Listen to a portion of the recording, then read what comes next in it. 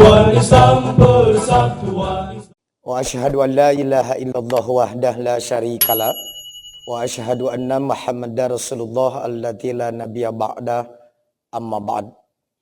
Yang kami hormati para pimpinan dan tashkil jam'iyah, para senior, para guru dan orang tua.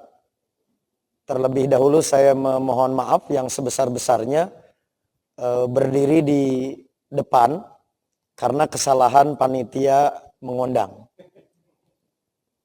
Di Dewan Hizbah banyak senior dan ada pimpinan. Amin Muhtar bukan siapa-siapa, makanya salah undang. Harusnya ada guru, ada pimpinan. Ini kesalahan panitia nomor 1. Berarti hutangnya lunas. Yang kedua, tentu tidak akan banyak mengulas apa yang telah tadi disampaikan. Merujuk kepada pengajaran yang selama ini kami terima di Jam'iyah Persis, bahwa Persis didirikan bukan karena kepentingan pribadi para pendiri, tetapi hasil penghayatan atas tuntutan syar'i. Karena Persis lahir atas tuntutan syar'i, tidak berlebihan sekiranya sinyalemen Nabi dipakai sebagai roadmap untuk mengawal derap langkah denyut nadi perjalanan Persis ke depan. Nah, paling tidak merujuk kepada hadis Nabi tentang fase kehidupan umat manusia. Maka berdasarkan sinyalemen Nabi ini, Persis itu didirikan 1923 itu pada fase yang disebut dengan Mulkan Azan, yaitu fase Raja Menggigit. 1 tahun sebelum Turki Utsmani runtuh, 1924.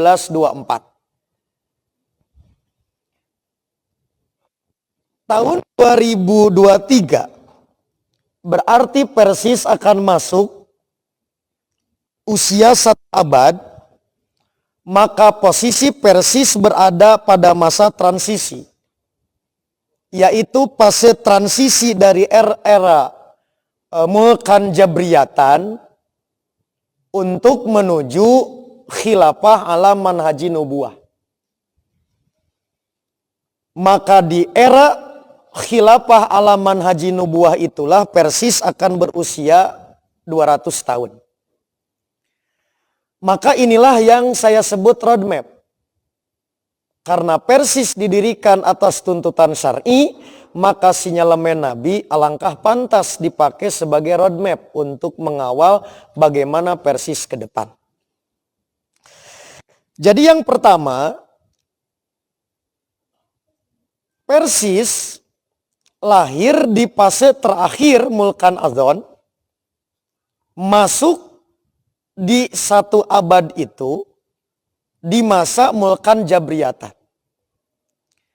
Nabi memberikan karakteristik masyarakat global yang akan dihadapi oleh siapapun tak terkecuali oleh Persis, yang nanti akan menuntut Persis memiliki leadership manajerial yang visioner, memiliki kekuatan tim dan organisasi. Karena kita yakin apa yang Nabi nyatakan itu pasti benar. Di antara karakteristik yang akan dihadapi oleh Persis di usia 1 abad, sebelum nanti melampaui masuk di abad-abad berikutnya, maka yang pertama Nabi menyebutkan karakteristik masyarakat Mulkan Jabriyatan yang akan dihadapi oleh Persis, yaitu aktsarul umam lakinnahum gutsaun, yaitu akan menghadapi, mohon maaf tolong dikoreksi Dewan Tafkir, Saya menerjemahkan kalau boleh, yaitu Nabi memberikan gambaran secara sosiologis demografis bahwa umat yang akan dihadapi oleh Persis dalam roadmap Nabi, yaitu umat Islam akan menjadi umat mayoritas secara kuantitatif, tapi minus secara kualitatif. Nah, kalau boleh saya terjemahkan, pentingnya membicarakan bonus demografi dalam konteks ini. Saya ambil contoh.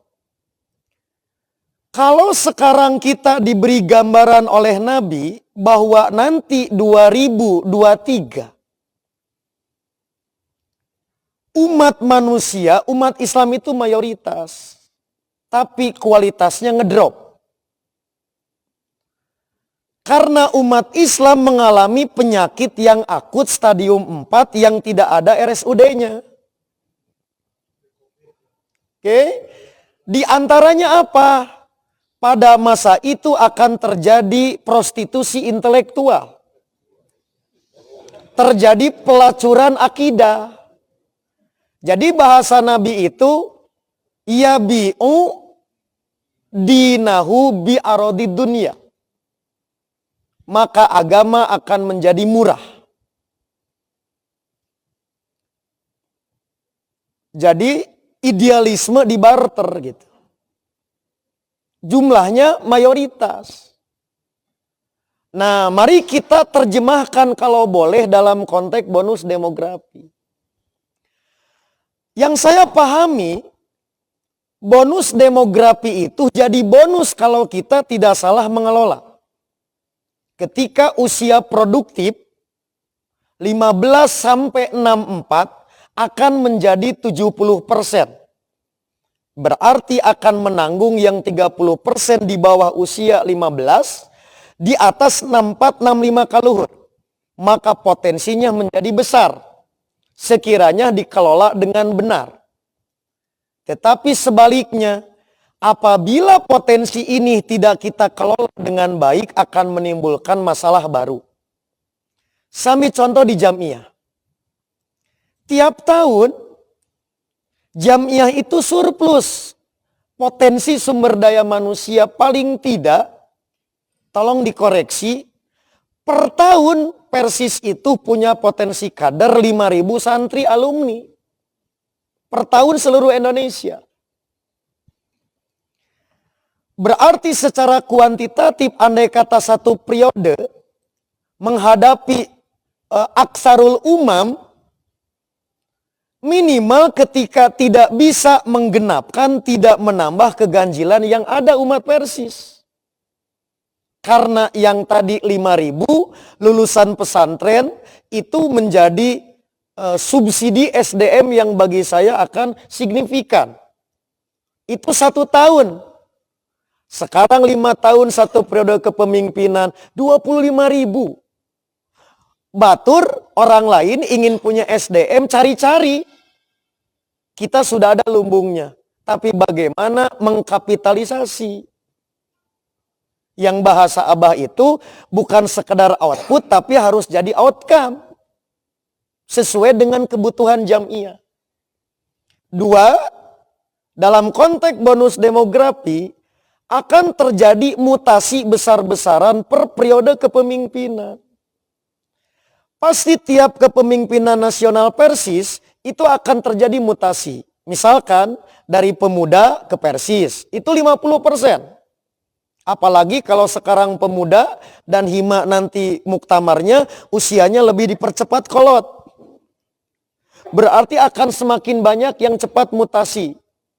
Jadi dari pemuda ke Persis, hima ke Persis, himi ke Persistri, itu rata-rata 50% per satu periode kepemimpinan. Jadi bisa melimpah. Nah di sini ada peluang bahwa kita akan kaya dengan potensi kader, baik kader leader, zu'ama, ulama, dan tujaro atau entrepreneur. Sekiranya bisa kita kapitalisasi. Maka di situ dibutuhkan satu kekuatan pengelolaan. Kalau tidak, berarti aksarul umam walakinahum gusaun. Itu saya menyebutnya secara sosiologis demografis. Yang kedua, yaitu secara politis. Duhuru imaroti supaha, akan munculnya kepemimpinan kekanak-kanakan dan safi. Kepemimpinan safi bukan pemimpin yang bodoh secara intelektual, bukan ngedrop secara IQ, bukan tertinggal secara strata akademik, tetapi tidak punya kecerdasan moral spiritual, maka tidak peduli terhadap nilai-nilai universal dan nilai-nilai keagamaan. Kenapa mereka jadi pemimpin? Karena mereka dicitrakan dengan tampilnya penguasa media, yaitu kaum Rawabidah. Jadi media akan dikuasai oleh kaum Rawabidah. Maka dia bukan karena prestasi jadi pemimpinnya, tapi karena pencitraan.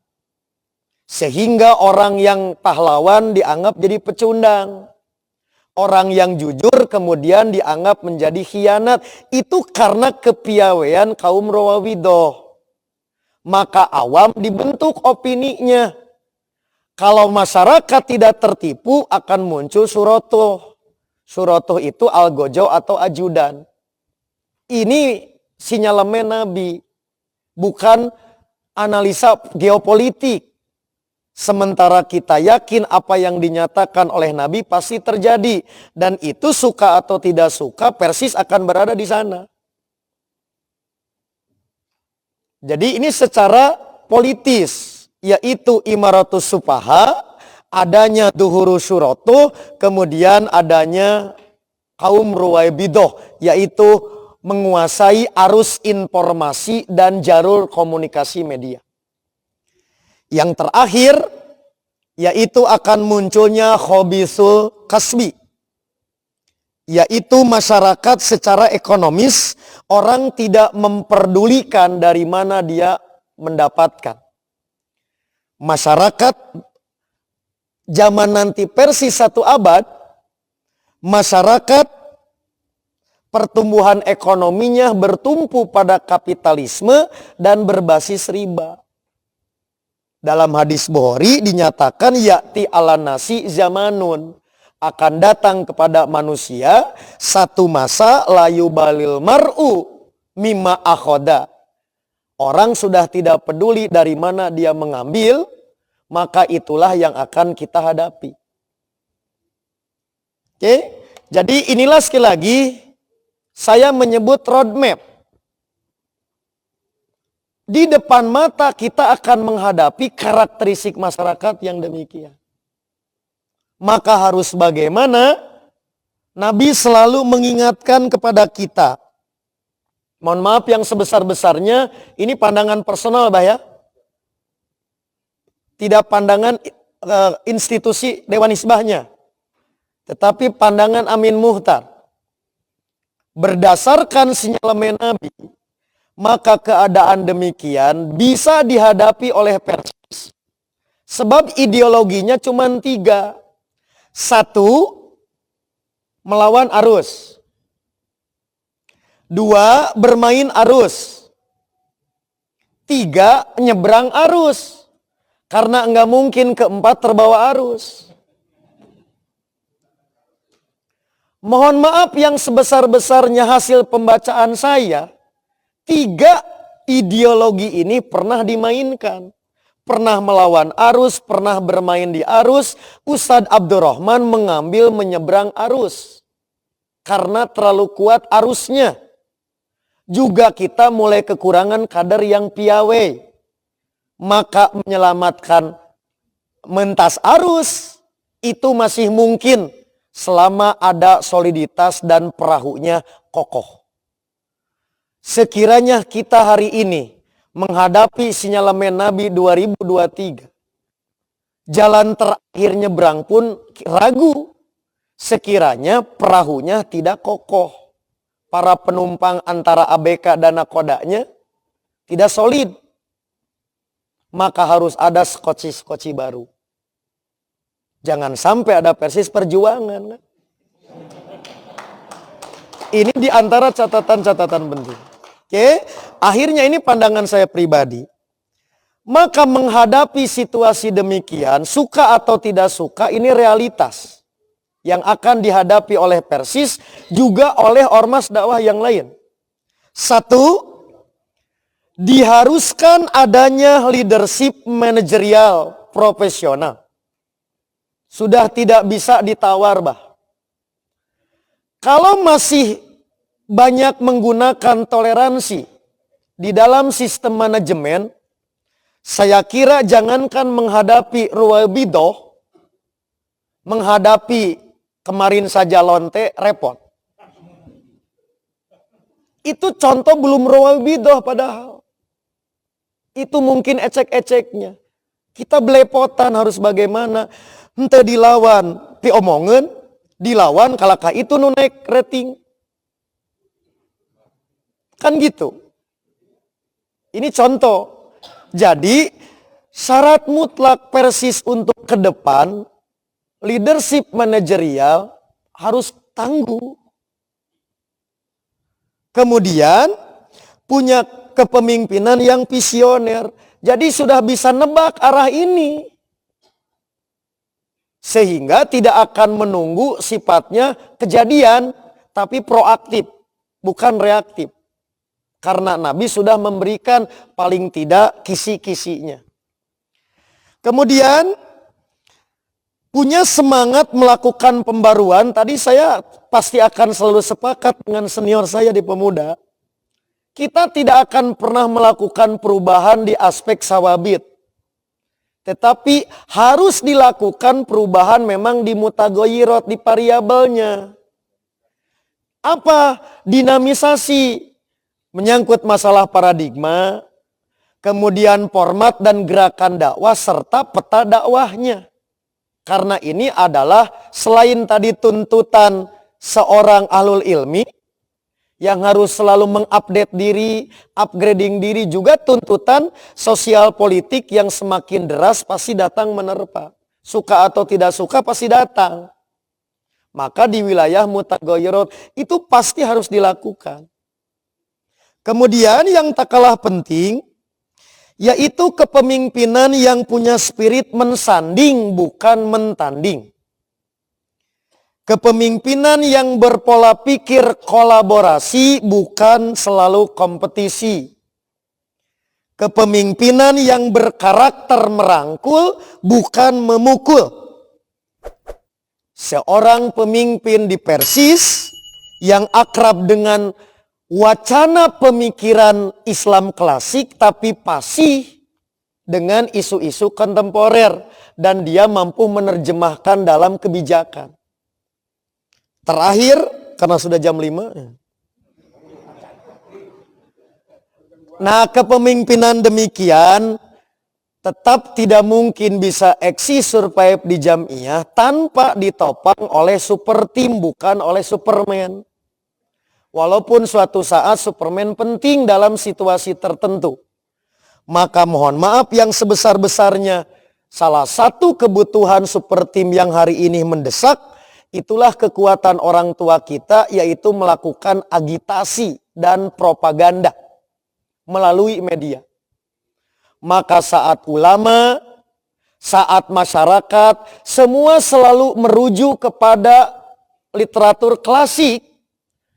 Ulama Persis tampil melakukan, membuat, saya menyebutnya pustaka acuan baru.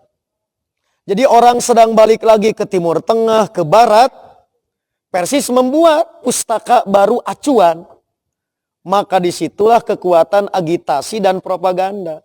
Ini nggak bisa kerja sendirian, harus punya super team. Maka insya Allah di abad keduanya, 2123, maka masa khilafah alaman haji nubuah, itu pasti Kadar Persis yang mendirikan, dan saya yakin tidak akan pernah sukses mendirikan khilafah kalau bukan di Palestina karena tidak ada garansi. Maka Persis tidak akan semangat mendirikan khilafah di Indonesia, tapi menciptakan kader pengawal tegaknya khilafah di Palestina. Itulah janji Nabi. Maka disitulah masa gilang gemilang sekiranya belum kiamat. Begitulah kira-kira cuplikan sederhana dari Junior yang mudah-mudahan tidak banyak yang bisa disampaikan, dan saya mohon maaf sebesar-besarnya kepada para asatid, para pimpinan senior saya di Jamiah atas hal-hal yang tidak berkenan. Demikian yang bisa disampaikan. Aqulu qouli hadza wa astaghfirullah li wa lakum. Persatuan Islam, persatuan Islam.